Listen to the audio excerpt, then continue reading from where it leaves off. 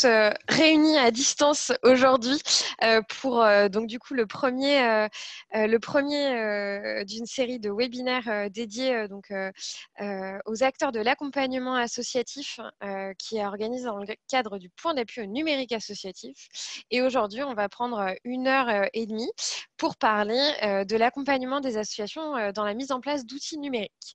Ce webinaire vous est proposé par tous les partenaires du programme PANA. Et du coup, moi, je suis Laura, je suis responsable régionale et LOASO dans le Grand Ouest et donc du coup en charge du déploiement et de l'animation du programme PANA dans le Grand Ouest. Voilà, et je suis ravie pour le coup de partager ce moment avec vous tous et vous toutes. Et je vous présenterai tous les autres intervenants par la suite. Alors, pour info, ce webinaire est enregistré et potentiellement, il sera mis en ligne. Seuls apparaîtront à l'image les intervenants. Donc, c'est-à-dire les personnes qui ont les micros et caméras allumés. Donc, n'hésitez pas également, si vous souhaitez, à bien fermer votre caméra et puis à veiller à ce que votre micro reste bien éteint tout au long de la session. Je vous ai tous mis en micro éteint par défaut, mais si jamais vous avez besoin, dans la slide suivante, normalement, vous pouvez... on va vous remontrer comment faire pour le couper. Donc, vous avez le petit icône micro en bas à gauche, l'icône également caméra, et puis l'icône le plus important là sur la prochaine heure, c'est celui de converser. Donc là, je vous ai invité à aller dans le chat pour vous présenter, et ça va être notre moyen de dialoguer sur la prochaine heure. Dans la slide suivante, du coup, vous allez, donc comme on disait, quelques préconisations. On coupe bien son micro pour éviter toutes les interférences. Pareil pour la caméra si nécessaire. Si vous n'arrivez pas à bien nous entendre, n'hésitez pas à couper votre caméra. Si vous avez le moindre souci technique, vous avez le numéro d'Harmonie que vous pouvez contacter directement, parce qu'on ne pourra pas gérer les problèmes techniques en direct. Mais du coup, ma collègue est là pour faire hotline si nécessaire. Et puis, comme je vous le disais tout à l'heure, j'espère que vous êtes tous et toutes bien installés confortablement. Il vous reste encore 30 secondes pour aller chercher votre café ou un petit chocolat si nécessaire. Et pour les bonnes pratiques sur l'échange, donc évidemment, comme je vous disais, là, on est nombreux, on est 68. Donc, on va avoir quelques difficultés si on ouvre tous nos micros pour échanger. Donc, tous les échanges vont passer par le chat avec Alexis, que je vais vous présenter juste après, et nos intervenants. On pourra répondre à vos questions directement sur le chat. Et puis, régulièrement, je reprendrai une volée de questions qui seront posées pour pouvoir les soumettre aux intervenants. Et donc, du coup, pour simplifier les échanges, vraiment utiliser le chat à partir de maintenant, quasiment uniquement pour poser vos questions, pour éviter que ça fasse trop de d'échanges et de textes et qu'on risque de faire passer quelques questions à la trappe. Avant de présenter tout le monde, je me représente également. Donc, ce webinaire est organisé par l'ensemble des partenaires PANA et donc animé par des intervenants et organisé sur son format par Eloasso, du coup, donc on est une entreprise de l'économie sociale et solidaire. On est une solution en fait gratuite qui existe depuis 10 ans et qui vise à permettre aux associations de pouvoir collecter des fonds en ligne. Voilà, donc vous nous avez peut-être déjà croisés sur Internet ou en présentiel. On est une équipe de 65 personnes et engagée pour le secteur associatif, donc comme je le disais, depuis une dizaine d'années. Et on fonctionne grâce aux contributions volontaires des particuliers. Voilà notre modèle. N'hésitez pas à faire un tour chez nous, du coup. Je reviens sur le programme PANA très rapidement, parce que c'est ce qui nous rassemble surtout aujourd'hui. Le programme PANA, pour celles et ceux qui ne le connaissent pas, c'est un programme qui a été lancé en 2018, juin 2018 pour être exact, et qui a pour objectif en fait de permettre à chaque association de trouver sur son territoire, près de chez elle, une structure de l'accompagnement associatif qui est capable de l'aider, de lui prêter main forte, de l'informer sur le numérique. Donc, du coup, les PANA, les points d'appui au numérique associatif, ce ne sont pas tous des experts numériques, bien au contraire. C'est un réseau très hétérogène d'acteurs qui sont engagés à leur échelle en fonction de leurs compétences pour faciliter l'accès au numérique des associations de manière adaptée et durable. Donc, c'est vraiment pouvoir adapter l'usage du numérique en fonction du secteur associatif. ce programme, il est possible de l'intégrer par différents moyens, soit par des journées de montée en compétences. Et là, du coup, on a dématérialisé ces journées de montée en compétences sur un parcours de 6 webinaires. Et le programme vous permet d'accéder par la suite à des ressources qu'on vous envoie tous les mois, donc les fameuses fiches pratiques. Les PANA qui sont présents aujourd'hui doivent bien les connaître. Et on vous propose aussi des temps de réunion en présentiel sur chacun de vos territoires pour réunir les groupes points d'appui au numérique associatif. Et puis évidemment, le but, c'est que vous puissiez transférer les connaissances et les compétences à vos associations sur le territoire. Donc, on vous appuie dans l'organisation de vos événements si nécessaire. Voilà. Et ce programme, il permet également de rendre visibles les actions grâce à une cartographie sur laquelle tous les PANAS sont référencés et on référence bien les compétences et les modalités d'accompagnement de chacun. On fait très attention à ça.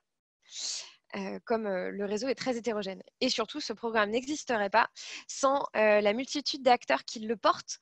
Donc, c'est un programme qui a été construit par le mouvement associatif Hello Asso et la Fonda et qui est déployé et porté sur toute la France grâce à toutes les têtes de réseau et acteurs que vous voyez représentés sur la slide. Donc, AnimaFac, Avis, Nexem, Solidatech, la Ligue de l'enseignement, Mednum, et bien d'autres. Et du coup, c'est grâce à eux aussi qu'on peut comment dire, déployer ce programme et qui rassemble aujourd'hui 312 acteurs qui sont référencés. Et pour être référencé, du coup, sur ce parcours-là spécifique de webinaire, il faudra avoir assisté aux 6 webinaires. Et puis, à la suite de celui-ci, les coordinations territoriales prendront contact avec les structures souhaitées pour faire la suite du parcours et de l'intégration. Voilà. Les intervenants aujourd'hui, c'est donc Claire Dubien de Solidatech qui va pouvoir se présenter par la suite. Mehdi Alboufaressi qui est au mouvement associatif. Comme je vous disais, PANA, c'est plein de structures qui permettent la réalisation de ces journées de montée en compétences ou de ces webinaires. Et donc, du coup, moi-même et Alexis Chapillon qui est dans le Grand Ouest également et qui va pouvoir se charger du bon déroulé de ce webinaire. Voilà, et que je remercie. Donc, merci à tous. Et enfin, les sujets qui seront abordés aujourd'hui, c'est quels sont les usages actuels du numérique par les associations et quelles sont les bonnes pratiques pour bien les accompagner dans la mise en place durable des outils. Avec pour objectif de répondre aux enjeux suivants en introduction, à savoir, du coup, pourquoi on réserve un temps à ça, un temps de prise de recul et on oublie l'outillage. C'est pour ces 3 raisons principales. Il y en aurait bien d'autres à citer, mais c'est l'objectif de prendre du recul sur les pratiques, sur la mise en place des outils. C'est surtout d'éviter de créer ou d'empirer des fractures au sein des associations. Tous les membres n'ont pas les mêmes niveaux de connaissance du numérique. De s'assurer que l'association puisse faire des choix d'outils en pleine conscience, qu'elle sache pourquoi, si elle décide d'aller sur Google, pourquoi elle va sur Google, si elle va sur des outils libres, pourquoi sur des outils libres, etc. Donc, c'est important que chaque association puisse maîtriser ses choix. Et enfin, c'est évidemment de permettre aux associations de se munir d'outils numériques qui correspondent bien à leurs besoins et à leur fonctionnement. Et ça, c'est très important et je pense qu'on répétera ça tout du long de la présentation. Je vais du coup passer la main à Claire. Si tu peux partager ton écran. L'écran. Bonjour à tous. Donc moi, je me présente. Je suis Claire Dubien du programme Solidatech. Pour ceux qui ne connaîtraient pas, je vais me permettre de vous faire un petit rappel de ce qu'est Solidatech avant de commencer très rapidement. Solidatech, c'est un programme qui est porté par une entreprise d'insertion qui s'appelle les Ateliers du Bocage, qui fait partie du mouvement Emmaüs, qui est né d'une communauté Emmaüs, qui a rencontré un partenaire international qui s'appelle TechSoup pour pouvoir accompagner les associations dans leur transformation numérique. Donc, c'est aussi à ce titre-là que je prends la parole aujourd'hui. C'est de par nos plus de 12 ans d'expérience maintenant d'accompagnement dans la transformation numérique.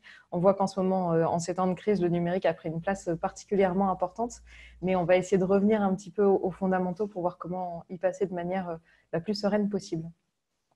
Pour tout ça, Solidatech, on vous propose un catalogue en ligne pour vous outiller. Donc, on parle aussi bien de matériels qui sont reconditionnés du coup dans nos ateliers de PC portables, de smartphones, d'ordinateurs fixes, etc. Je sais qu'en ce moment, c'est assez compliqué du coup pour ceux qui n'ont pas le matériel adéquat à la maison. Ça peut être des solutions du coup à tarif très bas pour pouvoir s'équiper au moins temporairement pendant cette période de confinement. Mais également toute une liste de logiciels qui peut vous être utile, sur laquelle je reviendrai juste après. Et on accompagne également la transformation numérique en sensibilisant grâce à des ateliers, en participant à des programmes comme celui de PANA ou aux résolutions numériques, vraiment pouvoir être aussi sur le terrain pour accompagner les associations, sensibiliser aussi les dirigeants à tous les enjeux qu'il y a à mener sa transformation numérique et à le faire de la meilleure manière possible. Et enfin, on participe aussi à des projets au niveau européen pour pouvoir mettre en commun toutes nos bonnes pratiques dans les différents pays, parce qu'on n'a pas toujours la même manière d'aborder les choses, pour essayer d'accompagner le mieux possible toutes ces structures non-profit, comme on dit du coup au niveau européen. Je vous ai remis ici juste une petite cartographie pour ceux qui aujourd'hui cherchent à s'équiper de logiciels pour pouvoir travailler à distance ou pour pouvoir continuer à gérer leur association. Tous les logiciels que vous voyez ici sont soit gratuits en passant par Solidatech, soit à tarif très réduit. Donc, on a essayé de les ranger par grande catégorie. Si jamais vous avez des questions là-dessus ou si vous avez des difficultés à trouver des logiciels qui vous intéresseraient, n'hésitez pas à appeler notre hotline. Elle est disponible sur le site solidatech.fr. Vous trouverez le numéro en 05, parce qu'on est dans les Deux-Sèvres. Mais il est disponible aussi, je crois qu'on l'a remis sur la présentation, on pourra vous le transmettre si besoin. En quelques mots, depuis plus de 10 ans maintenant, on a accompagné plus de 35 000 même structures qui sont inscrites au programme. Là, on a un niveau d'inscription par mois qui a explosé avec le Covid, avec le confinement. Donc, si certains veulent s'inscrire sur la plateforme, on est désolé, d'habitude, on vous répond en 48 heures. Là, on a un petit peu de mal à juguler tout ce qui nous arrive. Et on a distribué du coup plus de 400 000 licences et outils à l'ensemble du secteur, ce qui représente une économie de 140 millions d'euros pour les associations. Ça, c'était simplement pour introduire le propos, vous présenter un petit peu qui on est et au nom de qui je me permets de prendre la parole. Donc, Solidatech, fort de ses 10 années d'expérience sur le terrain, on a décidé de s'associer à Recherche et Solidarité. Depuis quelques années déjà, on publie un baromètre sur la place du numérique dans le projet associatif pour permettre aux structures de prendre un peu de recul sur la situation qu'elles sont en train de vivre, la manière dont elles mettent en place les outils, ce qui se passe bien, ce qui se passe moins bien, les risques que ça peut amener, etc. Aujourd'hui, je vais vous présenter très rapidement quelques conclusions, parce qu'on a beaucoup de choses à vous partager. Mais si jamais vous voulez aller un petit peu plus loin dans les résultats ou aborder d'autres angles, tous les résultats sont disponibles et sur le site de Recherche Solidarité, sur le site de Solidatech ou en ligne sur pas mal d'autres endroits. Je vais repartager l'étude directement dans le chat également. Super, top, merci. Je t'en prie. Donc, je vais commencer par un des résultats qu'on a vu dans cette étude. Donc, comme je vous disais, c'est un baromètre. Donc, on a commencé en 2013, 2016, 2019. Et en 2019, ça nous est apparu intéressant de pouvoir poser cette question de la maturité qu'on ne posait pas précédemment, parce qu'on s'est rendu compte que forcément, dans les transformations comme ça, on y va à plusieurs vitesses. Il y a quand même 20% des associations aujourd'hui qui se disent expérimentées vers le numérique, c'est-à-dire qu'elles ont vraiment passé cette transformation, qu'elles se sentent à l'aise et ces outils-là font maintenant partie de leur quotidien. La grosse majorité, 55%, se sent en progrès, mais on a encore 21% d'associations qui sont vraiment peu initiées, qui sont complètement en retrait, qui débutent tout à fait et qui, je pense aujourd'hui, se retrouvent également en difficulté pour pouvoir continuer à discuter dans cette période pour mettre en place d'autres outils au-delà du simple téléphone. Les objectifs qui sont recherchés par les associations en mettant en place le numérique, ce sont des questions qu'on a posées en 2019. Donc, les résultats ont été publiés en novembre 2019. C'est important de vous rappeler ça parce que je pense que ces objectifs, là, avec la crise qu'on est en train de passer, vont complètement changer. Et ce sera intéressant de voir comment est-ce qu'ils ont évolué du coup dans quelques mois. Mais avant tout, c'est pour mieux faire connaître l'association. On le sait aujourd'hui, Internet, c'est une caisse de résonance énorme et ça permet de pouvoir s'adresser à un public très large et de s'affranchir de toutes les frontières logistiques. On ne s'adresse plus juste aux habitants de sa commune, mais on peut vraiment s'adresser à toute la France, voire au monde entier si on a une action internationale. Pour 72%, déjà, c'était l'occasion d'améliorer l'animation du réseau et de pouvoir discuter, avoir des liens avec les bénévoles, les adhérents, les bénéficiaires ou même les partenaires plus facilement et de manière plus réactive, mais également de pouvoir gérer les associations pour près de 2/3 des structures. On a 30% qui s'en servent pour mobiliser de nouveaux bénévoles et seulement 39% qui travaillent plus facilement ensemble grâce au numérique. Ce pourcentage-là concerne majoritairement les outils collaboratifs où on verra qu'ils sont encore assez peu utilisé. En tout cas, il l'était fin 2019 et je pense que cette période va faire exploser ce type de logiciel, mais on y reviendra. Quelques petits exemples du coup d'outils qui vont être utiles pour atteindre ces objectifs. On a bien sûr le site internet et les réseaux sociaux, comme je vous le disais, c'est le premier objectif recherché, faire connaître sa structure. Donc c'est vraiment les outils les plus utilisés. Et on voit que dans les outils les moins utilisés, on a les plateformes de recherche de bénévoles. Alors ces plateformes connaissent en ce moment pas mal de succès parce que beaucoup de Français cherchent à s'investir bénévolement pendant ce temps de confinement et de chômage technique pour beaucoup d'entre eux. Et donc, on a un collectif d'associations, de plateformes de recherche de bénévoles qui se sont associées pour créer cette plateforme commune. Et je pense que ça va aussi démocratiser un peu l'utilisation de ces plateformes et aider à atteindre cet objectif qu'on a vu précédemment de mobiliser des bénévoles qui était à 30% et seulement 6% des structures se servaient de plateformes. Donc, peut-être que ça va permettre aussi à toutes les associations de découvrir ces nouveaux outils qui peuvent leur être utiles.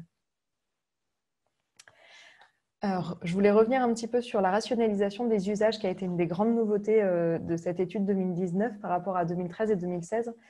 2013, pour vous faire un très rapide raccourci, une très rapide conclusion, 2013, les outils qui étaient utilisés, c'était vraiment la communication digitale. On était vraiment orienté sur les réseaux sociaux, les sites internet, etc., etc.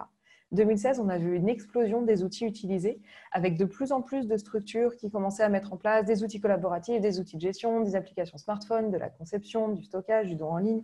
Enfin, vraiment une multiplication de tous les outils qui existaient et qui se poursuit, parce qu'on voit bien aujourd'hui que sur le marché, vous avez un nombre de startups qui sortent des nouveaux outils ou de gros éditeurs de logiciels qui continuent à poursuivre le développement d'outils qui se multiplient. Donc, à chaque fois qu'on a un besoin, se retrouver dans la foultitude de ce qui existe sur le marché, c'est jamais très simple. Et en 2019, on a vu que les associations, au contraire, ont commencé à rationaliser leurs usages. C'est-à-dire qu'au lieu de continuer cette dispersion de « on va rajouter des couches sur des couches, on va rajouter des nouveaux outils, ah, il y a machin qui a entendu parler de ça, on va le mettre en place », non, là, elles ont décidé d'arrêter l'utilisation de certains outils. On a essayé de creuser un petit peu pour comprendre pourquoi et on s'est rendu compte qu'il y avait, cette difficulté de suivre l'évolution, c'est-à-dire que le fait que, par exemple, les outils collaboratifs, chacun arrive avec son petit outil en disant bah, « tiens, on va plus facilement travailler ensemble grâce à ça », on ne les a pas choisis ensemble et on n'est pas tous d'accord sur la manière de les utiliser. Du coup, on commence à superposer les outils, puis chacun utilise son outil collaboratif dans son coin et du coup, il n'y a plus du tout de collaboration sur les outils collaboratifs. Donc, certaines directions ont décidé de carrément arrêter l'utilisation de ces outils-là. De la même manière, pour les outils de gestion, ils n'ont pas été forcément mis en place de la meilleure manière, ce qui a rajouté une couche de difficultés supplémentaires aux personnes administratives plutôt que de faciliter leur travail. Et comme ce sont des outils avec des abonnements mensuels, beaucoup de dirigeants nous ont partagé le fait de mettre en pause pour l'instant ces abonnements-là, parce que financièrement, c'était aussi des dépenses, en se disant bah, d'abord, on va bien réfléchir à nos besoins avant de choisir l'outil qui sera adapté et de pouvoir vraiment le mettre en place. Les outils de vidéo et de comptabilité, c'est la notion d'abonnement qui a permis cette flexibilité. C'est-à-dire qu'auparavant, comme ils achetaient des licences, c'était des outils qu'ils mettaient en place dans leur structure et qu'ils étaient obligés de garder, entre guillemets, vu qu'ils étaient déjà payés et mis en place. Et aujourd'hui, avec la notion d'abonnement mensuel, ça permettait aux structures du coup, de remettre l'outil en place quand elles avaient les compétences. Et si les compétences partaient, notamment pour la vidéo, avec des services civiques ou des personnes en stage ou des salariés qui peuvent être un peu plus jeunes et qui du coup vont pas mal tourner, les compétences sortaient de l'association et du coup, l'association pouvait beaucoup plus facilement dire bon, bah, j'arrête l'abonnement temporairement jusqu'à ce que je retrouve les compétences nécessaires pour que ça puisse avoir une réelle utilité. Ce qui est intéressant, c'est de voir qu'en hausse, c'est des outils qui étaient déjà démocratisés, mais pas que. Notamment, le don en ligne a fait une belle percée et on voit que c'est une solution qui s'est vraiment démocratisée grâce à des acteurs comme Hello Asso ou d'autres qui ont fait pas mal de pédagogie pour expliquer aussi l'utilité et les changements de pratique. Laura pourra beaucoup mieux revenir dessus que moi, mais vraiment la différence de pratique des gens au quotidien et l'intérêt pour les associations de se mettre sur le don en ligne pour toucher aussi de nouveaux donateurs et de nouveaux profils de donateurs. C'est des solutions qui se mettent en place très facilement. Et du coup, on a vu encore une hausse. Il y en avait déjà eu entre 2013 et 2016, mais là, ça s'est poursuivi en 2019, vraiment avec une hausse de ces outils-là. Un petit focus sur les logiciels libres, alors qui est assez transversal parce que tous les outils dont je vous ai parlé jusque-là peuvent être libres ou propriétaires. Un petit rappel sur la notion de logiciel libre. Laura en a un petit peu parlé en introduction quand elle parlait de choix éthiques dans ces solutions. Ce qu'il faut bien comprendre, c'est que le logiciel libre, le code n'est pas détenu, n'est pas la propriété d'une entreprise. Donc, il est ouvert, disponible pour tout le monde peut le consulter, le modifier, le réutiliser. Ça peut n'avoir aucun intérêt quand on se dit moi je ne suis pas développeur, avoir accès à du code que je ne comprends pas et que je ne sais pas modifier, ça n'a pas d'intérêt pour moi. Mais l'intérêt, il est beaucoup plus dans la logique de se dire si le code est ouvert et réutilisable, il peut être amélioré par plus de monde. Donc typiquement, on peut se dire que certains outils libres vont être plus sécurisés puisque les failles de sécurité sont travaillées par un plus grand collectif de personnes.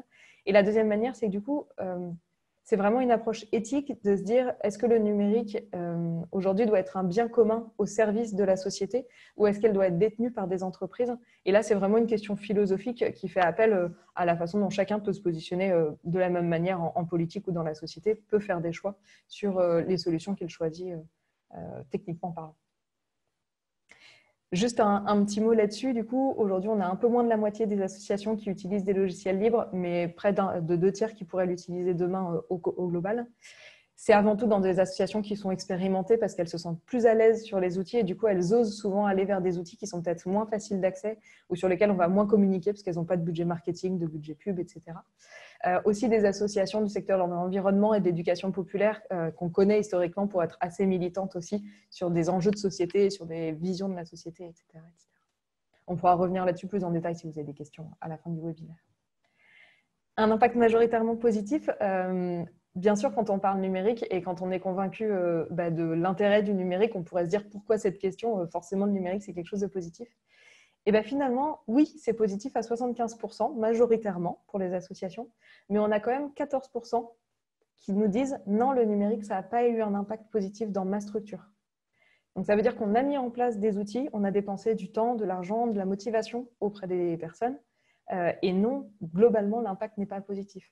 C'est un vrai sujet pour nous parce que ça veut dire que ces structures-là, aujourd'hui, est-ce que c'est vraiment le numérique qui n'a pas un bon impact ou est-ce que c'est la façon dont elles ont mis les solutions en place, le choix des solutions qu'elles ont fait, la manière dont les gens s'en saisissent qui pose problème? Je penche plutôt de ce côté-là.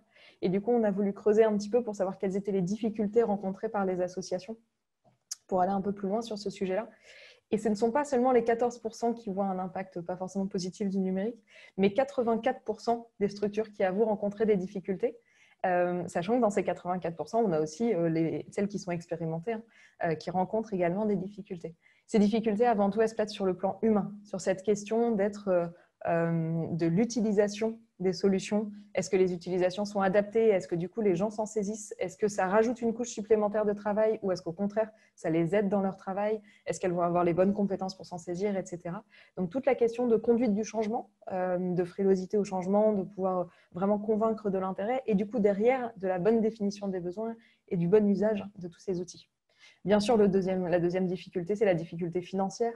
Alors, il y a de plus en plus de solutions aujourd'hui pour limiter ces difficultés-là. Nous, on essaye de proposer du coup gratuitement des solutions qui normalement sont payantes, mais il y a aussi pas mal de solutions gratuites qui se développent de plus en plus sur le marché. Il y a des fondations qui commencent vraiment à se rendre compte de l'importance, et je pense que cette crise va encore plus leur faire prendre conscience de l'importance de pouvoir être bien équipés avec des solutions qui sont stables et qui sont utilisables par tous, qui vont commencer à de plus en plus soutenir cette transformation numérique. La dimension technique n'arrive qu'en 3e position, alors que souvent, les questions qu'on a sur le numérique, ça va être avant tout des questions techniques. Mais on se rend compte que ce n'est pas forcément le sujet numéro 1 parce qu'il y a de plus en plus de solutions aujourd'hui qui sont démocratisées, qui sont faciles d'accès, faciles à prendre en main, notamment par l'arrivée de ce qu'on appelle le SaaS. Donc, c'est le fait de pouvoir prendre en abonnement des solutions qui sont en ligne, où vous avez uniquement besoin de vous créer un compte et de créer aux utilisateurs un compte et tout le monde peut y accéder. On n'a plus besoin d'avoir un administrateur réseau qui gère un réseau en local, qui va avoir des licences à installer, etc. et qui du coup va induire beaucoup de difficultés techniques. Et enfin, la dernière difficulté, c'est la difficulté stratégique, mais on verra tout à l'heure à quel point c'est relié aux difficultés humaines. Pour conclure et laisser la parole à Ahmed, parce que je crois que j'ai un peu dépassé mon temps de parole, je suis désolée, le besoin d'accompagnement est en 3 dimensions. Donc, la dimension technique, bien sûr, je viens d'en parler, mais pouvoir être guidé face à la panoplie d'outils, pouvoir les prendre en main, pouvoir vraiment accompagner à la prise en main de ces outils, c'est un sujet très important, mais surtout une dimension opérationnelle. Donc, partir des objectifs recherchés, identifier les moyens, les contraintes, vraiment être en mode gestion de projet, et c'est là-dessus qu'on reviendra tout à l'heure. Et enfin, l'importance de la dimension collective. On a parlé de fracture en introduction de ce webinaire. C'est vraiment un sujet qui concerne tout le monde. Chacun à notre niveau, on a des connaissances plus ou moins fortes des outils, de l'utilisation des outils, des bonnes solutions. Et ça, on le voit de manière très flagrante avec des gens qui sont complètement exclus du numérique versus des gens qui sont un peu plus à l'aise. Mais en réalité, cette fracture, elle est vraie à tous les niveaux. Donc, c'est important pour bien se comprendre et d'avoir un vocabulaire commun pour tous, de prendre du temps ensemble pour bien définir les besoins, les solutions qu'on va mettre en place et que tout le monde soit convaincu et formé aux nouvelles solutions qui sont mises en place. Super.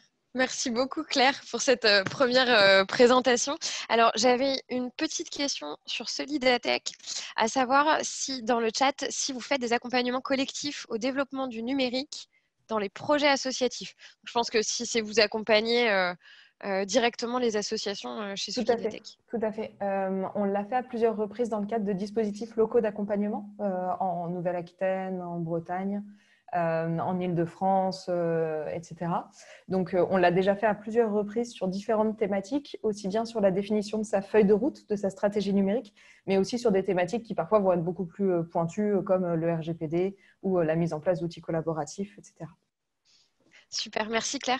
Je mets le lien vers votre site internet. N'hésite pas à transmettre ton contact ou je le mettrai dans le mail de toute façon que tous les participants vous recevrez ce soir.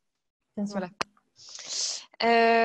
Mehdi, je te laisse prendre la parole. Il faudra bien ouvrir ton micro aussi pour que tu puisses prendre la suite sur l'étude, du coup, une enquête qui a été faite spécifiquement sur l'impact du Covid-19 et menée par le mouvement associatif et Recherche et Solidarité et le RNMA. Et qui permet de recentrer un peu sur les enjeux très conjoncturels. Est-ce que tu nous entends bien, Mehdi? C'est bon? Super, super. Super. Eh ben, vas-y, Ok. à toi la parole. Donc, bonjour à toutes et à tous. Je me présente, je suis Mehdi Alboufarissi, chargé de mission au mouvement associatif. Alors, pour vous présenter le mouvement associatif en quelques mots, alors le mouvement associatif, c'est quoi? C'est le porte-parole des dynamiques associatives en France. Il a 4 missions principales, à savoir la première, de porter les enjeux de vie associative, notamment au travers de la construction d'une politique de vie associative ambitieuse. Il a une mission également d'accompagnement des associations, en informant entre autres sur les évolutions qui les impactent. Elle a également une mission d'animation des dynamiques collectives, en alimentant les réflexions et la mise en place de groupes de travail entre les acteurs associatifs. Et elle a enfin une mission de valorisation en développant des projets qui visent à rendre visible le fait associatif. Alors, dans cette partie, on tentera rapidement d'appréhender l'usage et les besoins en matière de numérique que soulève chez les acteurs associatifs la crise actuelle et plus spécifiquement cette période de confinement. Pour ce faire, on va se baser sur l'enquête spéciale Covid-19 et sur ses résultats qui ont été lancés le 20 mars dernier à destination des responsables associatifs et qui visent à analyser l'impact de la crise sanitaire sur les acteurs associatifs et à faire remonter également au pouvoir public des données précises sur l'impact de cette crise sur les associations. Alors, pour faire une présentation rapide de cette enquête, donc cette enquête, elle a été lancée le 20 mars dernier à l'initiative du mouvement associatif, du réseau national de la Maison des associations, en lien bien sûr avec le ministère en charge de la vie associative et avec l'appui et l'expertise de Recherche et Solidarité. Donc, sur la période du 20 mars et du 7 avril, l'enquête a recensé plus de 16 175 réponses de responsables associatifs, ce qui est énorme au vu du délai et ce qui montre également un fort besoin des représentants associatifs de faire remonter les problématiques actuelles. Alors, et c'est bien sur je précise bien que c'est sur ces données-là, à savoir les 16 175 réponses, qu'on se basera pour appréhender l'usage et les besoins en matière de numérique que révèle la crise actuelle chez les acteurs associatifs. Alors, cette enquête, elle avait plusieurs objectifs, hein. La première, c'est bien évidemment de donner la parole aux responsables associatifs sur la manière dont ils vivent et ressentent la crise et sur les moyens dont ils disposent pour tenter de s'y adapter, d'analyser les conséquences humaines et économiques de la crise actuelle sur les associations, de préciser bien sûr les moyens qui leur permettraient à court et moyen terme de les limiter, et enfin d'appréhender la capacité de mobilisation des acteurs associatifs en direction de leurs bénévoles, mais aussi de leurs adhérents, de leurs bénéficiaires au travers de cette crise. Voilà, je te laisse passer voilà, à la prochaine slide. Alors, pour appréhender l'usage du numérique en cette période de crise actuelle et de confinement, on va s'arrêter un petit peu sur le maintien des relations avec les bénévoles et les adhérents et des résultats qui sont sortis de l'enquête. Ça va nous permettre de nous renseigner à la fois sur le nombre d'associations qui sont en capacité de maintenir des relations à distance, mais également sur le type d'actions qui sont mises en œuvre pour maintenir ces liens. Alors en effet, on a près de 82% des associations qui ont maintenu des relations avec leurs bénévoles sur la période. Ce chiffre s'élève à plus de 80% pour les associations employeuses.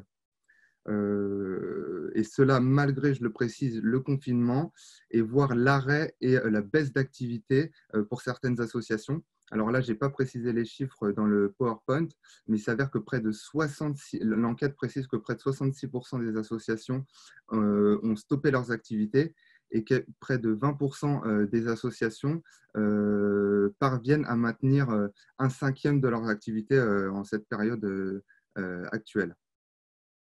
Alors, parmi ces 82 associations qui ont maintenu des relations à distance, on note que pour environ 60% de ces associations, elles maintiennent le lien dans un esprit de solidarité, que ce soit à travers de l'échange à distance ou la mise en place de systèmes d'entraide.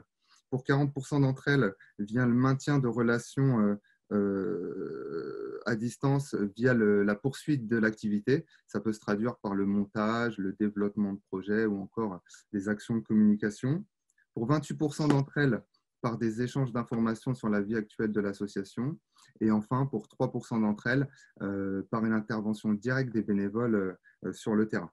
Voilà. Alors, donc, la conclusion un peu, enfin là, en gros, si je comprends bien, Mehdi, l'étude des premiers chiffres, c'est de se dire que il y a la majorité des associations ont essayé de trouver des stratégies de contournement du coup pour maintenir un lien avec leurs membres et que la plupart du temps ça se fait, dans la moitié du temps ça se fait à distance du coup. Ouais. Alors je vais y revenir à la fin, je vais présenter les types de relations, que ce soit les bénévoles, les adhérents et les bénéficiaires. Et après on va essayer de relier ça avec l'usage du numérique.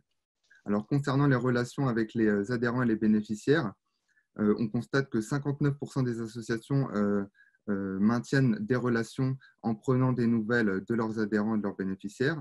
Pour 49% d'entre elles, en relayant les messages officiels liés au Covid-19 à destination de leurs adhérents et de leurs bénéficiaires. Pour 21% d'entre elles, en proposant de nouvelles activités à leurs adhérents, à leurs bénéficiaires. Ça peut passer par la mise en place de quiz ou de jeux.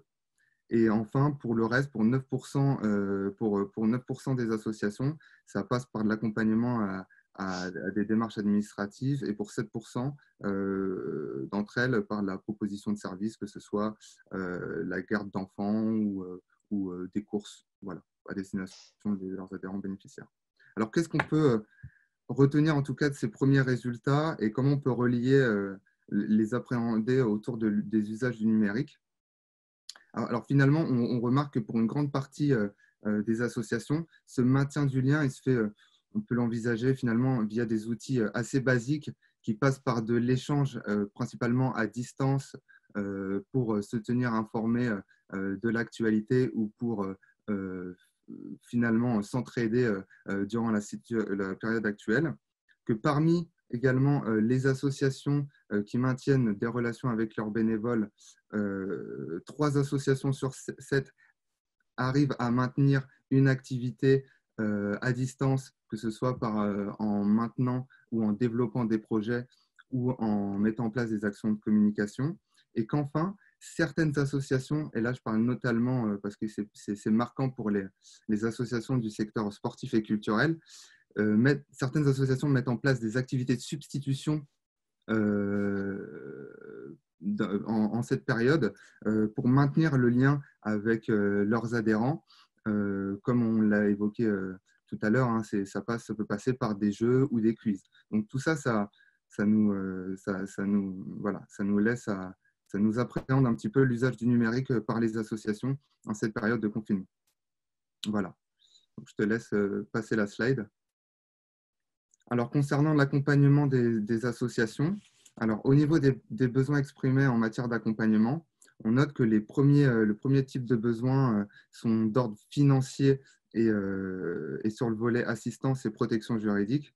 Alors, pour 21%, ça traite des questions de facilité de trésorerie. Pour 25% d'entre elles, les questions de maintien des partenariats financiers. Et pour 15% d'entre elles, la suspension des paiements courants. Alors, ça, c'est pour la partie financière. Pour la partie assistance et protection juridique, on est aux alentours d'un besoin exprimé de 17%. Mais on note que de nombreuses associations ont également témoigné d'un nouveau besoin qui est sans doute lié à la crise actuelle et qui traite du maintien de la vie associative à distance, qui traite notamment aux questions du maintien de la gouvernance à distance, que ce soit la tenue de mon AG, de mon CA, la question du management, et pour d'autres, la question de l'organisation des bénévoles. Alors, comment j'organise la gestion des activités des bénévoles sur le terrain, ou encore la mise en place du télébénévolat. Voilà. Alors, pour en savoir plus sur l'ensemble de l'enquête, parce que bien sûr, on a essayé de faire le parallèle là entre les résultats et les usages du numérique, je vous invite à aller sur le site de Recherche et Solidarité pour retrouver l'ensemble de l'étude sur leur site. Voilà. Merci beaucoup, Mehdi. Alors, j'ai pas de questions là sur les premiers résultats de l'enquête. Je ne sais pas si des questions arrivent, peut-être si les participants sont surpris ou pas de ces résultats, si c'est des choses, vous pouvez peut-être partager aussi vos témoignages, si c'est des choses que vous constatez aussi sur vos territoires. Merci beaucoup d'avoir fait ce lien-là avec la situation actuelle et qui permet de poursuivre en se disant bien que l'idée, c'est justement de pouvoir garder quand même cet accompagnement nécessaire, parce que comme on le disait au début, Claire l'a souligné aussi, et l'étude, l'enquête là le souligne également, de nombreuses associations sont en train de mettre en place des outils numériques, et donc du coup l'idée c'est de s'assurer que tout ça soit bien fait et puisse être durable et évite de créer des nouvelles fractures. On a un témoignage de Mona qui nous dit que dans l'Allier, il y a une enquête locale suite à cette enquête nationale qui va pouvoir être faite.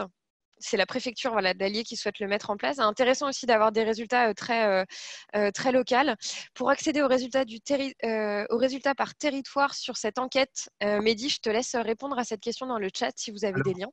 Oui, alors là, je sais que les mouvements associatifs régionaux travaillent actuellement sur une déclinaison de l'enquête et une analyse par territoire de l'enquête.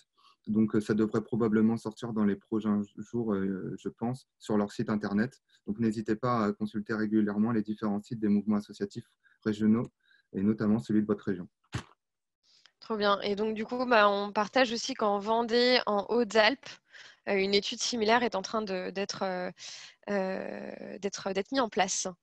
Et Blandine constate aussi qu'en effet, il y a nombre des actions qui sont associatives qui sont proposées aux adhérents à distance. Et le DL 91 demande s'il y a une déclinaison au niveau départemental qui est prévue.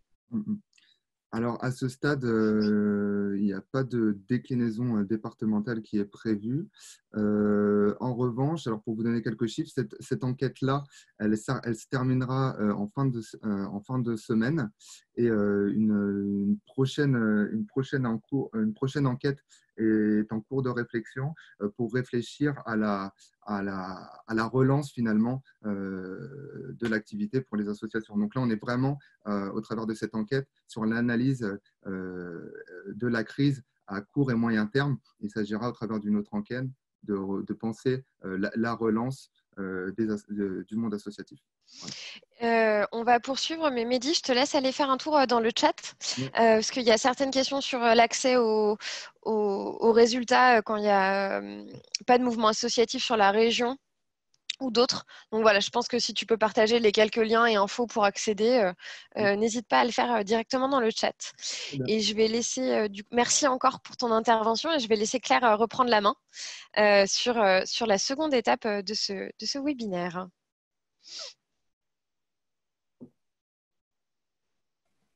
Oui, avec un micro ouvert, c'est mieux.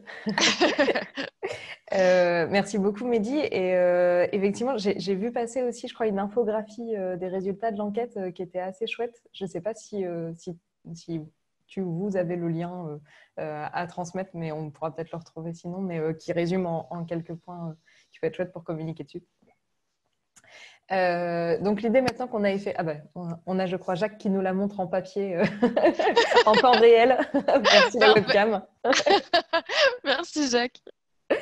Donc l'idée maintenant qu'on a fait un peu un panorama de l'état des lieux et du numérique globalement avant cette crise et de l'impact de cette crise sur le secteur associatif, on voulait revenir avec vous pour reprendre un peu de recul finalement sur la mise en place de ces outils, parce qu'aujourd'hui tout le monde l'a fait dans une approche, enfin tout le monde, les structures qui n'avaient pas mis d'outils en place avant le début de cette crise ont dû le faire de manière très précipitée en mettant en place les petits outils qu'elles trouvaient soit gratuitement, soit parce qu'on leur avait conseillé, etc. et de manière assez désordonnée, ce qui est super quand ça a fonctionné et qui peut permettre du coup d'avoir un moment de test de certains outils qui est toujours super précieux, mais il ne faudrait pas non plus que cette période dégoûte tout le monde de ces solutions numériques parce qu'elles sont choisies trop vite, parce que la moitié n'y ont pas accès, parce qu'on crée une fracture supplémentaire, parce que comme on n'a pas choisi le bon outil, je sais pas, par exemple, la visio fonctionne jamais parce que la bande passante n'est pas bonne, les gens n'ont pas de micro et du coup, ça casse la tête à tout le monde et on n'a pas envie de continuer à faire de la visio pour la suite. Enfin voilà, ça a plus eu un effet négatif que finalement un effet d'opportunité. Donc, on trouvait ça intéressant de pouvoir revenir avec vous sur un peu comment prendre du recul, comment mettre en place des bons outils et surtout comment le faire dans une approche un peu globale. Donc, l'intérêt qu'on voyait à établir un diagnostic numérique, c'est vraiment dans cette logique, je crois qu'il y a quelques DLA qui participent à ce webinaire aujourd'hui, donc n'hésitez pas à intervenir, mais c'est toujours la même logique dans les diagnostics, c'est de se dire où est-ce que j'en suis, où est-ce que je souhaite aller, et puis quels sont mes prochains petits pas, comment est-ce que j'avance pour pouvoir atteindre mon objectif de transformation numérique au sens large du terme. Et pour ça, l'intérêt, c'est vraiment dans un premier temps de savoir où est-ce que j'en suis et où est-ce que je veux aller, de cartographier un peu. Et pour ça, on a voulu creuser un petit peu cette question de se dire est-ce que cette approche globale, de faire un diagnostic global du numérique, vraiment de partir des besoins, des moyens, des contraintes, etc., ça avait un réel intérêt pour les associations et est-ce qu'on voyait un impact positif pour les associations qui avaient cette démarche-là? Parce que c'était une idée qu'on avait de manière théorique, mais on voulait la valider de manière pratique. Et du coup, pour reprendre quelques résultats de l'étude qu'on a menée avec Recherche et Solidarité en 2019, on a posé cette question et déjà, on se rend compte que c'est assez intéressant. Il y a quand même près de 40% des structures qui mettent en place cette approche globale et 45%, donc la grande majorité, qui ne le font pas, mais qui le regrettent. Donc, qui en voient bien un intérêt à le faire. Donc, déjà, cette démarche de se dire il faut vraiment être en gestion de projet et de ne pas mettre en place des outils trop rapidement, elle est assez communément admise et partagée par tous. On a donc croisé ces résultats de ceux qui menaient l'approche globale avec ceux qui n'en voyaient pas l'intérêt, avec la question de voyez-vous un impact positif du numérique pour votre structure? Et là, on voit que l'approche globale révèle tout son intérêt puisque ceux qui mènent l'approche globale sont à 94% satisfaits de l'impact du numérique dans leur structure, alors que ceux qui jugent l'approche globale sans intérêt tombent à peine 50%. Donc, on voit qu'il y a vraiment une logique à avoir et un intérêt à poursuivre ce chemin-là. Pour mener ce premier diagnostic, savoir un petit peu où j'en suis et faire ma feuille de route de où est-ce que j'ai envie d'aller, on voulait vous parler de quelques outils. Je vais rentrer plus en détail sur l'outil que nous, Solidatech, on a développé, mais je trouvais ça intéressant de vous en proposer aussi deux qui sont très complémentaires parce que les approches sont très différentes. Et du coup, en fonction des structures, on ne va pas utiliser le même outil de diagnostic parce que les questions ne seront pas forcément les meilleures dans chacun par rapport à la situation. Si on commence par un outil qui a été développé par le MEDEF, alors c'est assez étonnant de parler du MEDEF dans le secteur associatif, mais ils ont eu l'intérêt de développer un outil de diagnostic qui est très bien fait, qui est en ligne sur une petite plateforme, qui est interactif, qui est très pédagogue dans son approche, avec un compte-rendu personnalisé. L'approche de cet outil, clairement, ça a été développé par le MEDEF, donc c'est une approche business, mais ça peut être intéressant à utiliser pour des associations qui ont un modèle économique propre, qui ont de la vente de services, qui ont, je pense à des ESAT, je pense à des chantiers d'insertion, je pense à des structures qui vont vraiment avoir de la vente de produits ou de la vente de services, qui du coup vont quand même avoir une dimension commerciale importante et à qui ça peut être utile de se poser ces questions-là, même si forcément elles ne sont pas toujours pertinentes et les pistes d'action proposées sont pas toujours très simples à mettre en place. Ça peut permettre de faire un premier niveau de diagnostic ou au moins d'ouvrir un peu le champ des possibles. Un deuxième outil qui du coup va être à l'extrême inverse, qui du coup n'est complètement pas business, qui est vraiment très associatif et qui est vraiment dans le cœur même de l'association, avec vraiment plutôt pour des associations purement bénévoles. Cet outil a été développé par AnimaFac. AnimaFac est une tête de réseau d'associations étudiantes. Donc c'est vraiment fait à l'origine pour des associations de ce type-là, où ça va être des bénévoles qui vont s'associer pour mener à bien une action. L'intérêt de ce diagnostic, c'est qu'il est très simple. Il met vraiment pour des structures qui sont très peu initiées au numérique, ça peut dédramatiser beaucoup. Ça peut permettre de comprendre aussi qu'il y a des premiers pas très simples à mettre en place pour pouvoir commencer doucement à embarquer les gens. Et enfin, ce que je trouve vraiment intéressant, c'est qu'il a un double format et papier et interactif en ligne. Et le fait d'avoir un format papier, ça peut être aussi beaucoup plus agréable pour travailler quand on est sur des projets un petit peu longs, qu'on a besoin de revenir dessus, de se dire oui, non mais là-dessus j'ai répondu ça, mais finalement, est-ce que si en retravaillant, ça peut être intéressant comme ça? Et ça peut être plus facile pour des gens aussi qui ont déjà de l'appréhension à se servir d'un ordinateur et à aller faire un diag en ligne. Ça peut être pas mal de commencer sur du papier. L'intérêt aussi des LOASO, c'est que les pistes d'action qui sont proposées à chaque question sont… D'AnimaFac. Pardon, d'AnimaFac. Je pense à tout mélanger. d'AnimaFac, pardon. C'est que les pistes d'action sont hyper concrètes et avec beaucoup de ressources très simples à mettre en place. Des petits outils généralement qui sont plutôt open source, qui sont gratuits. On va avoir aussi beaucoup de tutoriels en termes d'usage et de réflexion stratégique sur qu'est-ce que ça veut dire concrètement mettre en place tel outil, etc. Donc, je trouve que les deux outils sont à l'extrême l'un de l'autre d'une espèce d'échelle entre l'associatif pur bénévole et l'entreprise qui va faire du commerce.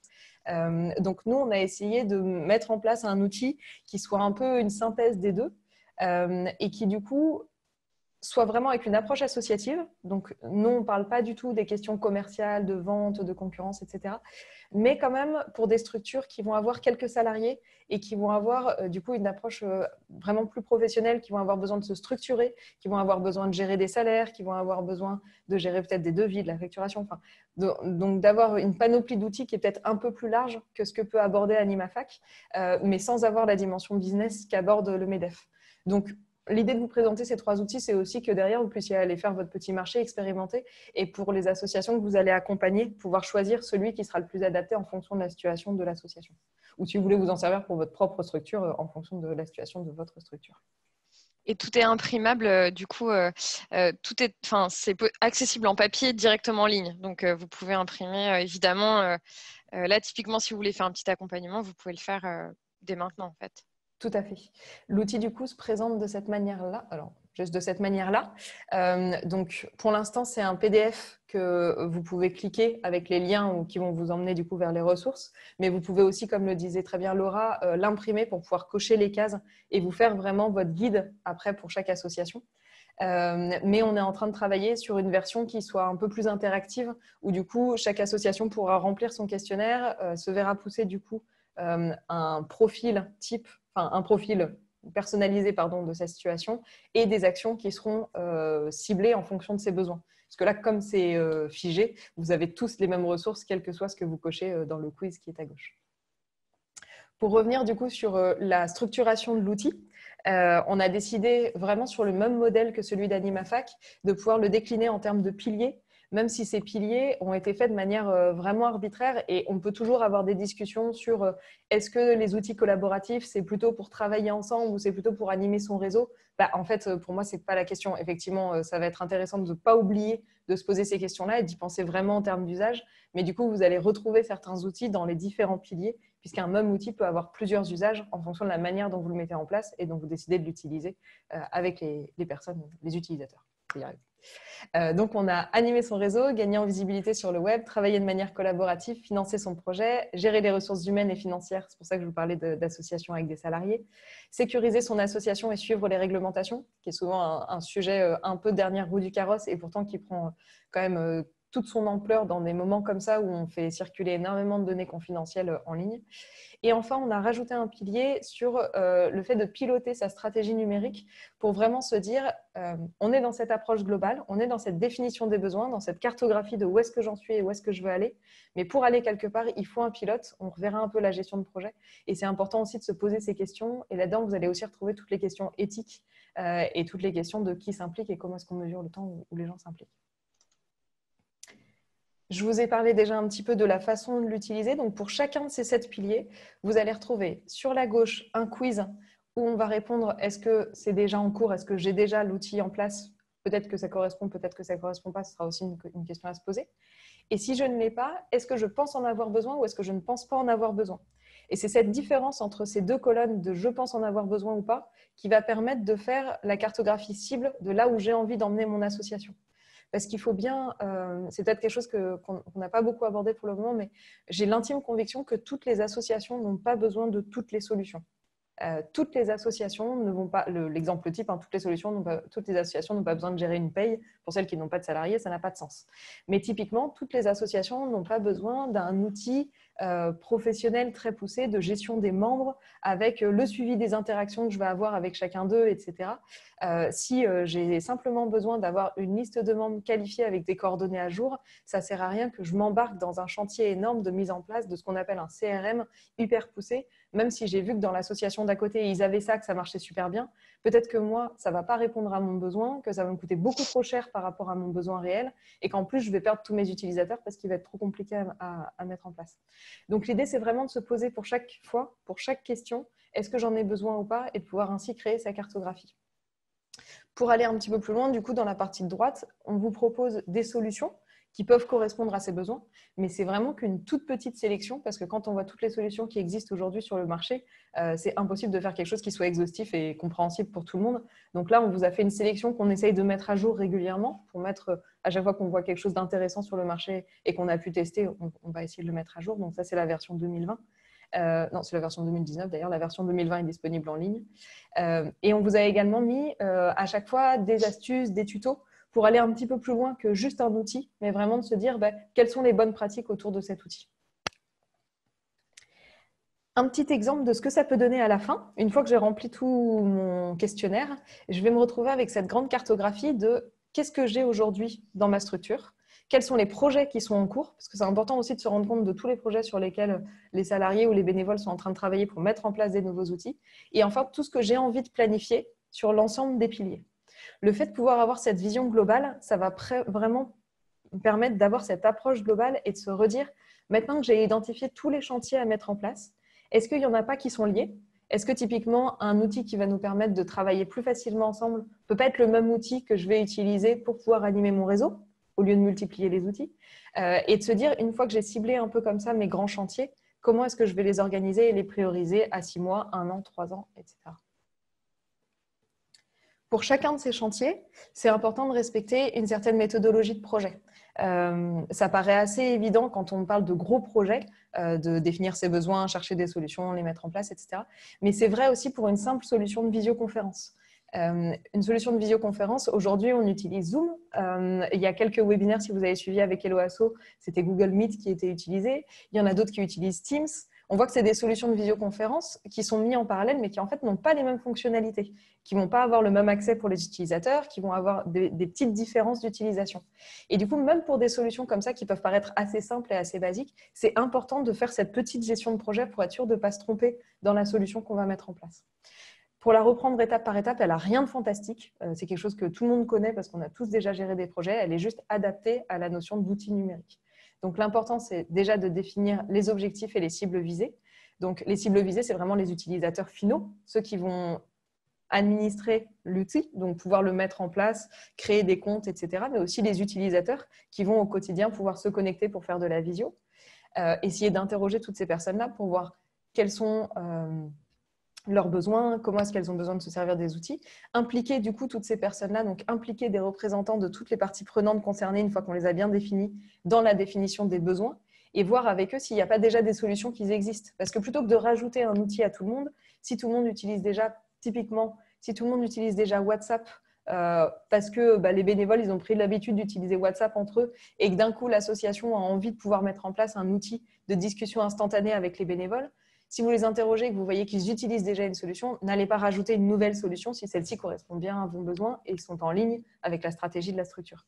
Donc, l'importance de vraiment impliquer ces représentants des parties prenantes et de leur poser des questions sur leurs besoins et les choix de solutions possibles. Au vu de tout ça et au vu des contraintes, le contrainte, ça peut être le budget de l'association. Ça peut être, là, en termes de calendrier, on a été servi dernièrement parce que le calendrier, ce n'était pas dans 6 mois qu'il fallait mettre en place l'outil, hein, c'était demain pour continuer à garder le contact. La facilité d'utilisation en fonction du niveau des utilisateurs finaux, la nécessité de formation, etc. S'appuyer bien sûr sur l'expérience d'autres structures. Les temps d'échange, comme ce qu'on fait aujourd'hui, peut être hyper pratique pour pouvoir savoir qu'a mis l'autre en place dans sa structure. Et après, voir est-ce que ça correspond bien à mes besoins, est-ce que c'est en ligne avec mes contraintes, etc. Refaire la petite moulinette pour être sûr de ne pas partir trop vite sur une solution, parce que ce qui marche bien chez l'autre ne marche pas forcément bien chez vous. Et enfin, faire un test de cette solution que vous auriez pu mettre en place avant d'adopter globalement l'utilisation.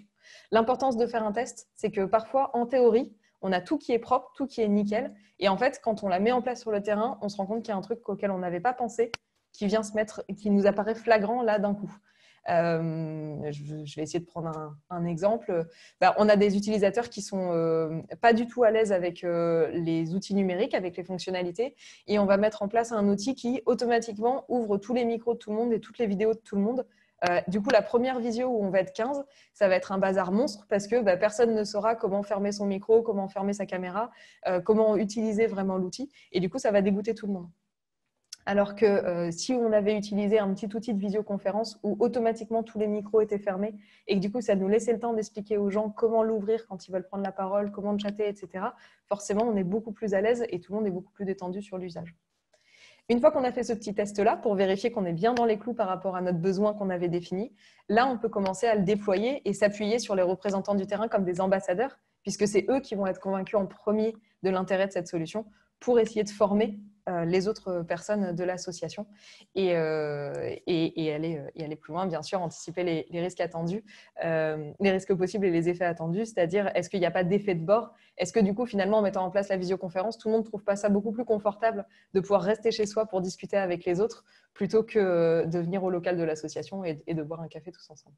Je m'arrête là parce que je crois que le temps était... Non, c'est bon, tu as du temps encore un petit peu. On est jusqu'à 12h30, il y a une dernière étape, mais du coup, ça me permet de te poser quelques questions. En attendant, n'hésitez pas à faire passer vos questions sur le chat. On pourra y répondre et peut-être aussi à dire si vous, c'est des étapes que vous mettez en place et que vous communiquez auprès de vos assos. Moi, Claire, j'avais une petite question un peu pareil, conjoncturelle. Nous, on constate aussi la mise en place de pas mal d'outils là, dans les assos. Du coup, je ne suis pas sûre que la réflexion en amont ait pu être faite parce que tout a été fait un peu dans l'urgence. Est-ce que tu aurais des conseils pour les acteurs de l'accompagnement là, qui vont retrouver leurs associations d'ici peu? Comment faire pour s'assurer que qu'il n'y ait pas de remettre en place un peu de stratégie, entre guillemets, et de bien remettre au cœur le projet associatif? Je pense que la question est vaste, mais l'intérêt pour moi, c'est de se dire, cette période-là, on a pu la vivre comme une période de test. Je pense qu'on a tous conscience aujourd'hui que ça a été la première grosse crise, bon, à part pour ceux qui ont vécu l'explosion des ZDF ou Rouen, qui ont déjà pu vivre des confinements. Ça a été la première grosse crise nationale qu'a traversé le secteur associatif où on a tous dû se dépatouiller. Mais c'est sûrement pas la dernière. On l'entend quand même beaucoup autour de nous. Il risque d'y avoir une deuxième vague de Covid. Ça peut être un autre virus qui arrive. Ça peut être une guerre bactérienne, j'en sais rien. Enfin, il peut y avoir beaucoup d'autres raisons pour lesquelles il y a des crises qui risquent de se reproduire. Et pour moi, l'idée, c'est de se dire, bon, il y avait ceux qui étaient prêts et du coup qui ont pu tester pour voir si ce qu'ils avaient préparé fonctionnait ou pas. Donc, c'est l'occasion de faire un bilan. Pour ceux qui n'étaient pas prêts et qui ont mis dans l'urgence plein de choses, l'idée, c'est vraiment de, le plus tôt possible, pouvoir prendre un temps de recul et de se dire où est-ce qu'on en est? Qu'est-ce qu'on a mis en place? qu'est-ce qui a fonctionné, qu'est-ce qui n'a pas fonctionné. Et fonctionner, pas fonctionner, ce n'est pas juste le conseil d'administration de l'association qui a sa vision là-dessus. C'est aussi les utilisateurs. Est-ce qu'on a réussi à conserver les adhérents motivés? Est-ce qu'on a réussi à conserver des bénévoles qui continuent leur mission, etc. Et du coup, comment est-ce qu'eux ont vécu la situation? Est-ce que le fait de mettre en place ces outils-là, ça a été plutôt bénéfique pour eux ou au contraire, on en a perdu la moitié? C'est vraiment de pouvoir faire cette analyse en termes humains et de faire des petites interviews finalement. On parlait tout à l'heure de personnes représentatives, mais d'aller vraiment à la rencontre de chacun des types de membres, parce que ça va être compliqué d'interviewer tout le monde, mais de pouvoir faire un peu un échantillon représentatif et de se dire, bah voilà, on a mis tout ça en place. C'est clairement pas la façon dont on aurait voulu le faire et c'était clairement pas la meilleure manière, mais du coup, faisons le bilan aujourd'hui et faisons ce diagnostic, mais de manière encore plus large. Donc, de se dire, qu'est-ce qu'on a mis en place, comment les gens l'ont vécu, qu'est-ce qu'on conserve, qu'est-ce qu'on conserve pas et qu'est-ce qu'on a envie de mettre en place pour la prochaine fois. Je pense que ça peut être une bonne étape pour du coup, finalement, cette méthodologie-là, elle fonctionne quand même, mais en se disant que la notion de diagnostic, elle doit être faite de manière encore plus forte en impliquant les parties prenantes. Oui, ok. Et du coup, cette méthode-là, on est d'accord que un non-expert du numérique peut tout à fait la proposer à ces associations et que, en fait, c'est une démarche d'accompagnement tout à fait classique. L'idée, c'est d'inclure ce volet numérique, en fait. Quand on gère un projet, quel que soit le projet d'implantation d'un nouveau local de garde d'enfants dans un quartier, on va faire exactement la même méthode. On va se dire quels sont les besoins des personnes qui sont dans le quartier, est-ce qu'il y a déjà d'autres propositions qui sont faites aux parents, de quoi les parents ont besoin, de quels horaires ils auraient besoin. On va vraiment faire cette même logique de gestion de projet, de définition des besoins, des contraintes, de la recherche de solutions et de la mise en place avec un test pour voir si ça correspond bien à ce dont les personnes ont besoin. On ne pense juste pas à le faire parce que les outils numériques, ça nous paraît pas… à la fois, ça nous paraît très compliqué pour certains, à la fois, ça nous paraît très basique pour d'autres. Et du coup, on ne se dit pas qu'il y a besoin de faire une gestion de projet. Alors que finalement, comme n'importe quel changement, comme n'importe quel nouveau projet, il y a besoin d'un peu de conduite. Merci beaucoup. Je partage juste deux témoignages de Blandine et de Léo qui étaient intéressants et puis je te laisse poursuivre. Blandine qui disait que la difficulté, alors typiquement les outils de visio, c'est de trouver le bon outil, notamment dans le cadre des formations, parce qu'en effet c'est chronophage et qu'on peut diviser les groupes pour essayer de garder des interactions avec les participants. En effet, c'est un vrai sujet, la question de la formation en ligne. Il y a plein d'outils qui existent. Si jamais tu veux faire un petit retour d'expérience, Claire, dans le chat après, parce que tu es un peu une experte du sujet. Je pense que ce sera chouette. Et Léo qui dit que, à son sens, il va falloir du temps encore après le confinement pour que l'ensemble des parties prenantes puissent se relancer et repartir sur une voie stable et durable. Ça, c'est sûr. Il va falloir du temps et du coup, évidemment que le numérique, ce ne sera pas forcément le sujet central. Le financement arrivera bien avant et le maintien de l'activité.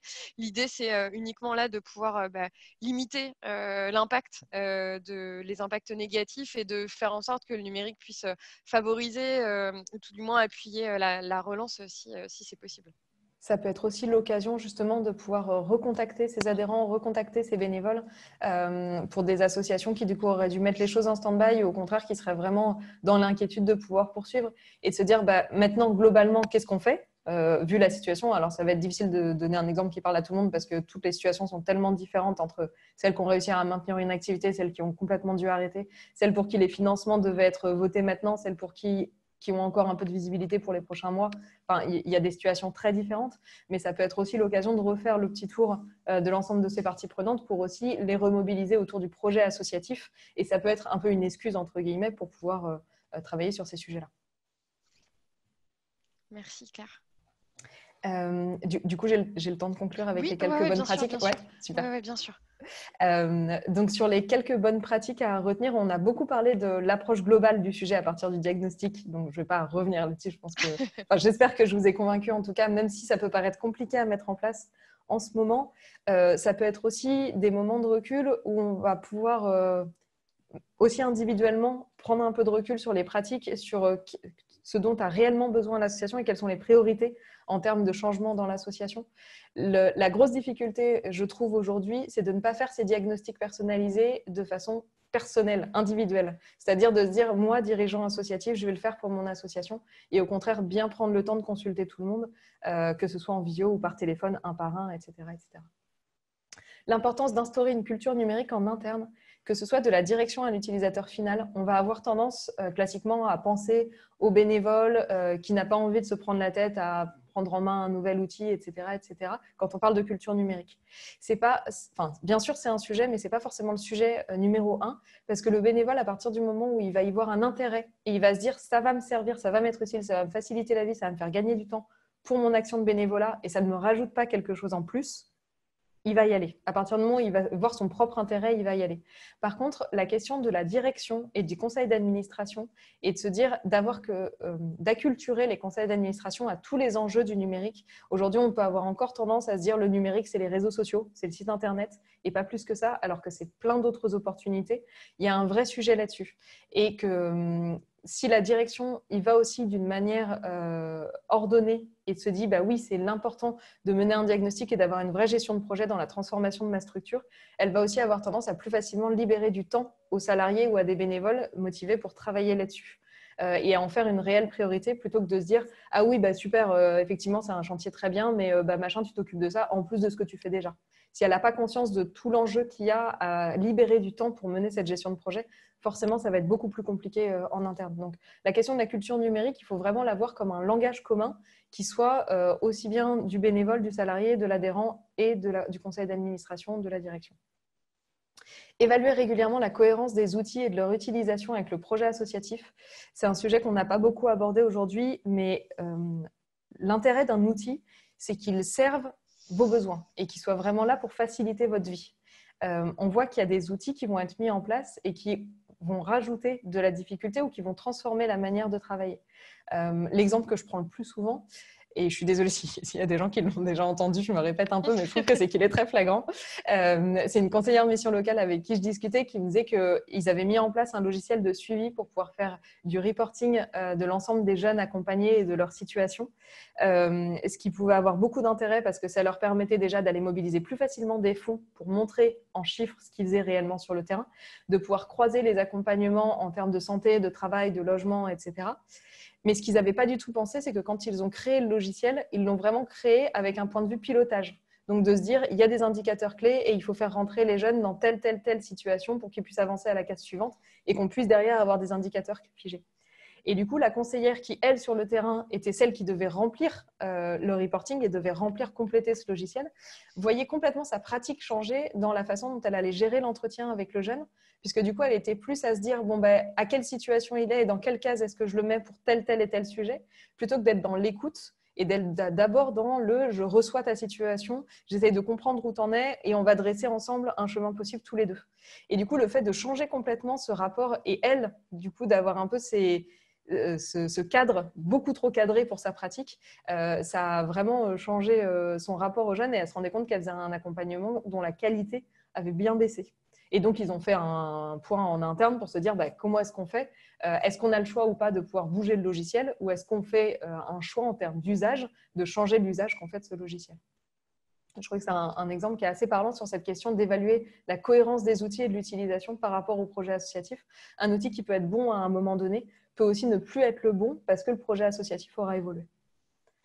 L'importance d'échanger avec d'autres structures associatives, de choisir les bons outils en fonction de ses contraintes et enfin le cheminement par étapes dont on a parlé sur le projet numérique. Je pourrais peut-être juste rajouter, mais c'est lié au fait de cheminer par étapes. Normalement, si on le fait bien, on n'en arrive pas là. Mais la difficulté de l'infobésité enfin, le fait de recevoir énormément d'informations et de quand on multiplie différents outils, on va multiplier du coup le nombre de notifications qu'on va recevoir de chacun des outils. Et du coup, on va noyer les salariés ou les bénévoles, enfin tous les utilisateurs, dans quel outil pour faire quoi et comment est-ce que je suis l'ensemble de toutes les informations qui m'y arrivent. Et c'est important en termes de contraintes de bien prendre ça en compte pour ne pas décourager l'ensemble des utilisateurs. Il y a bien sûr plein d'autres bonnes pratiques que je suis sûre que vous serez ravis de partager.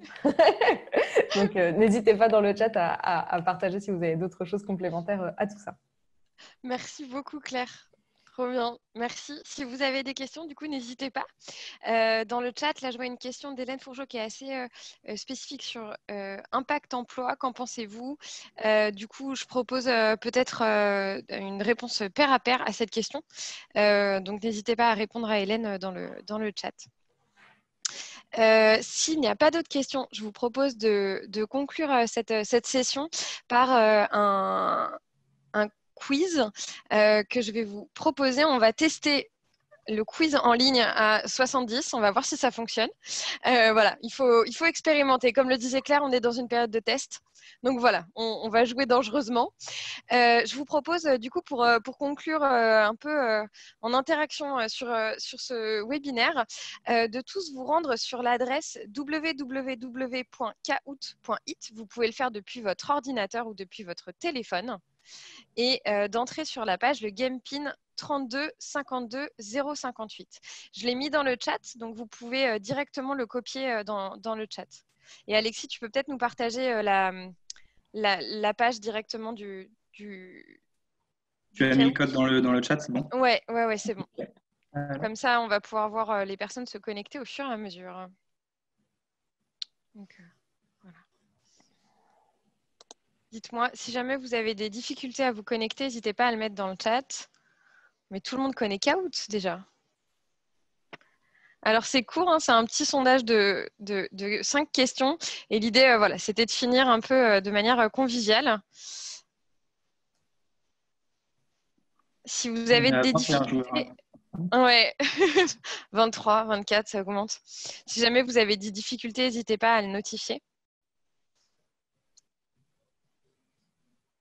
dans le chat.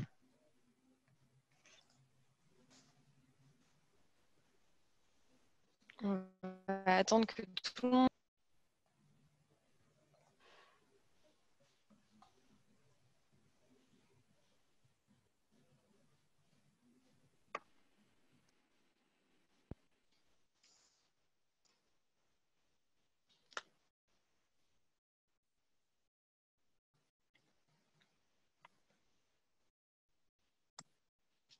« 44, les derniers participants. Alors, ce sera un quiz sur la bonne réponse et la vitesse.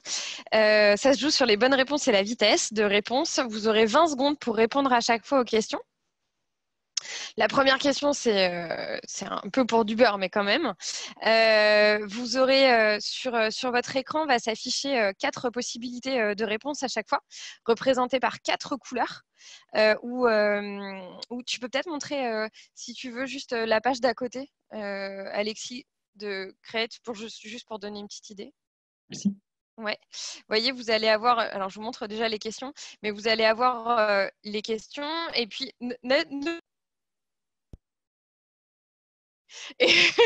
et du coup, pour chacune de ces questions, vous aurez 4 possibilités de réponse. Vous pouvez cliquer sur une ou plusieurs et vous aurez 20 secondes pour répondre à chaque fois. Voilà. Et à la fin, il y aura un petit classement, mais évidemment, tout le monde est gagnant. Voilà. Il n'y a pas de perdant. 51, je vous laisse encore 3 minutes. Si vous avez des difficultés, pareil, n'hésitez pas dites-le dans le chat surtout. On pourra attendre un peu plus longtemps.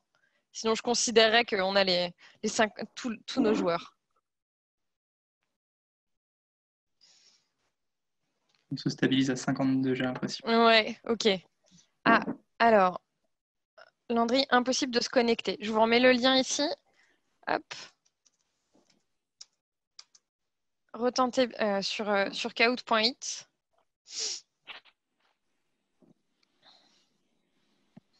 On a perdu un joueur. Tac.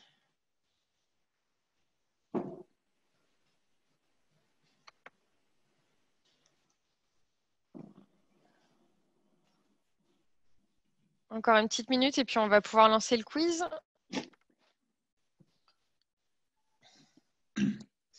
Alors évidemment, ça reprend des éléments qu'on a vus aujourd'hui. Hein.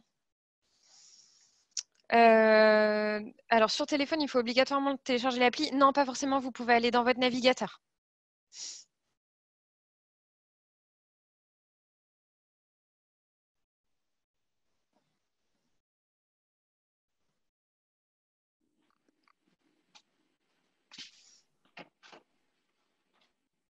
Du coup, je vous laisse une petite minute, Guillaume, pour vous connecter.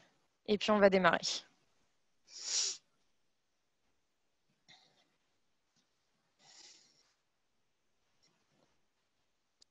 Est-ce que c'est bon pour tout le monde? Si jamais quelqu'un ne peut pas, qu'il ouvre son micro et dit non, pas maintenant. Attendez-moi. Bon, ça a l'air OK. C'est parti du coup. Donc 20 secondes pour répondre. Et puis, vous choisissez là où les bonnes réponses. C'est parti. Alors. Quel est le principal objectif recherché dans l'utilisation du numérique? Donc, réponse 1, mobiliser de nouveaux bénévoles, travailler plus facilement ensemble, développer des projets avec les bénéficiaires ou usagers ou mieux faire connaître l'association. Il y a une réponse et vous avez encore 5 secondes. Ok, Sabine, merci. Mieux faire connaître l'association, en effet, c'est ce que nous avions vu. L'idée, du coup, c'était dans la première étude que présentait Claire. Le premier objectif, c'est souvent de mieux faire connaître son association. Alors, problème de connexion. Ok, Céline. Je vous laisse suivre, du coup. Je suis désolée, j'espère que vous arriverez à rattraper le coup. Je pense que la prochaine fois, je mettrai des temps plus longs pour répondre aux questions. Vous les voyez. Alors, normalement, quand on clique sur Next, vas-y. Vous avez vu, je n'ai que les carrés de couleurs sans le choix. C'est normal. Vous avez le texte qui est affiché là sur l'ordi. Je vous le redis. Si vous n'avez que les couleurs, je vous les reprécise du coup à l'oral. Comme ça, vous pourrez... Quel est le pourcentage d'associations à avoir maintenu le lien avec ses bénévoles par la poursuite d'activités à distance? Alors, rouge, 23%, bleu, 42%, jaune, 18%, ou vert, 72%. Donc, quel pourcentage d'assos ont réussi à maintenir le lien? Rouge, 23, bleu, 42, jaune, 18, vert, 72. J'ai l'impression d'être Julien Lepers. En effet. Donc, c'était bien 42% parmi les associations qui avaient réussi à maintenir le lien. 42% l'ont fait donc, par la poursuite de leurs activités à distance. Et ça, c'est des résultats que vous pouvez retrouver donc, dans l'étude du mouvement associatif. Voilà. Je suis désolée pour les petits bugs techniques. On fera mieux la prochaine fois. Promis. Si vous venez au prochain webinaire, on essaiera de s'améliorer sur l'orga du Kahoot. Mais bravo quand même à Clémentine, Lio et Landry.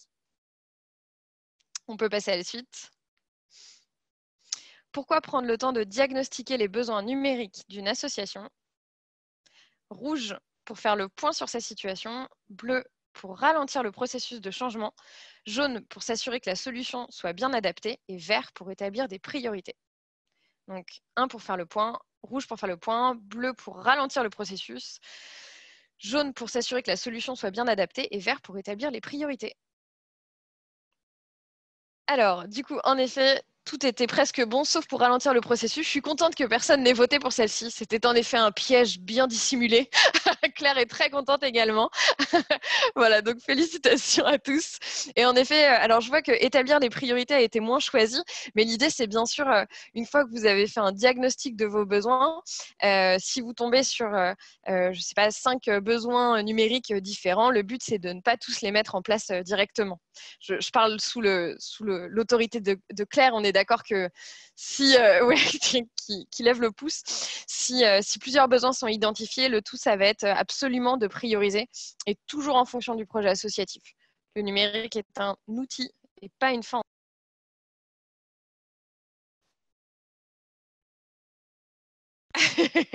Ouais, on est un peu... voilà. Clémentine, en tête, félicitations. Alors, Valérie, ça ne sélectionne que les réponses rouges. Alors là, je pense qu'il y a eu un hack. Quelles étapes ne pas rater pour mettre en place un outil numérique durablement? La formation des membres, la définition des objectifs, l'installation de l'outil, et analyser et anticiper les contraintes. Pareil, plusieurs réponses sont possibles. Donc rouge, la formation des bénévoles, 2, définition claire des objectifs, jaune, installation de l'outil, et vert, analyser les contraintes. Alors là, toutes les réponses étaient bonnes. Je vois que ma blague a fait mouche également. L'idée, c'était bien sûr de se rappeler que installer un outil dans une association, ça prend forcément un petit peu de temps pour qu'il soit bien adapté et qu'à chaque fois, chaque association a sa propre sa solution. Et que du coup, toutes les réponses ne sont pas uniformes, toutes les réponses numériques ne sont pas uniformes pour tous. Alors, et du coup, on va arriver à la fin du classement de ces 5 questions. Félicitations à Clémentine, à Lio et à Landry. Bravo Clémentine. Hop, attends, il y a un relancement du quiz là. Il nous reste une question. Ah, d'accord, trop bien. Prendre du recul sur l'utilisation d'outils numériques, c'est nécessaire pour rouge, décourager les bénévoles, bleu, perdre du temps inutilement, jaune, s'assurer que l'outil répond aux objectifs, vert, éviter le plus possible les risques de fracture.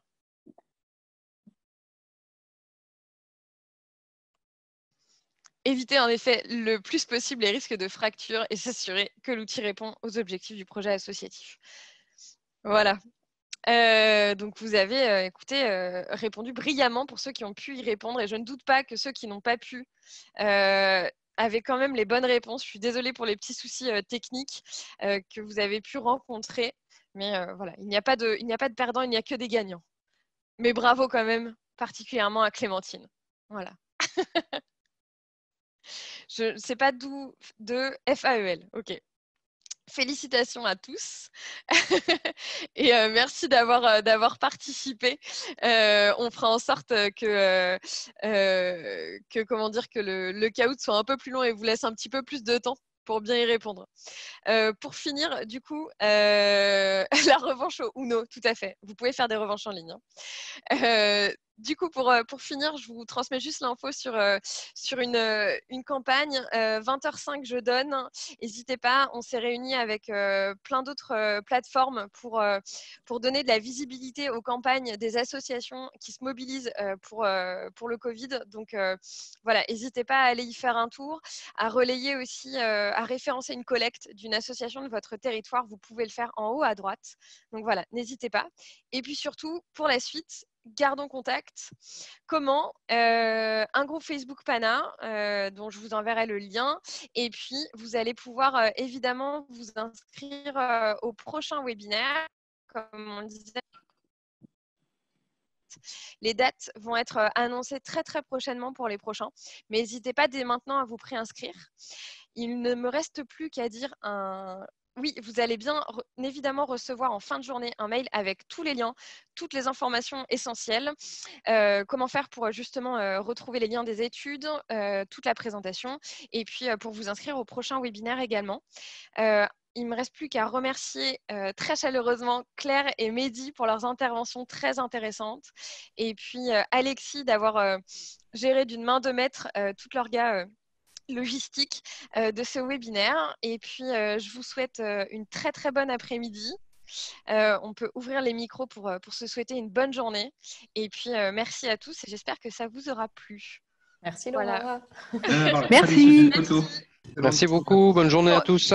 On peut faire une petite photo si vous voulez ouvrir vos caméras. Merci. On pourra publier sur les réseaux sociaux si vous souhaitez. Voilà. Le plus beau sourire. C'est vrai. Ah, c'est chouette. Je reconnais certains visages. J'avais reconnu des noms, mais là, je reconnais les visages. Ça fait plaisir de vous voir. Voilà. Bon. Et bien, super. J'espère que vous allez tous bien. En effet, très bon appétit. Je pense qu'on a bien mérité notre pause déjeuner. Bonne journée. Bonne journée. Au revoir. Bonne journée. Bonjour, Bonne journée. Au revoir. Au revoir.